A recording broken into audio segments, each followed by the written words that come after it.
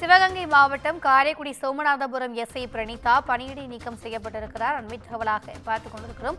கூடுதல் விவரங்களை எமது செய்தியாளர் பாபு சரவணன் வழங்க கேட்கலாம். வணக்கம் பாபு சரவணன், இது குறித்தான கூடுதல் விவரங்கள். வணக்கம் திவ்யா. சிவகங்கை மாவட்டம் காரைக்குடி சோமநாதபுரத்தில் பணிபுரிந்து வந்தவர் பெண் உதவி ஆய்வாளர் பிரணிதா.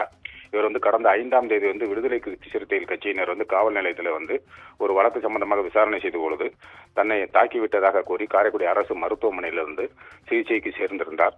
இந்நிலையில் அவர் கூறிய குற்றச்சாட்டு குறித்து காரைக்குடி டிஎஸ்பி பார்த்திபன் அவர்கள் நேரில் காவல் நிலையத்திற்கு சென்று அங்கு உள்ள சிசிடிவி காட்சிகளை ஆய்வு செய்தார். அதன் பின்பு அங்கு பணியில் இருந்த காவலர்களிடம் விசாரணை செய்தார். விசாரணையில் பெண் உதவி ஆய்வாளர் பிரணிதா கூறிய குற்றச்சாட்டுகள் தவறானது மற்றும் மிகைப்படுத்தப்பட்டது என்று சிவகங்கை மாவட்ட காவல்துறையினர் ஒரு அறிவிப்பு அறிவித்திருந்தனர்.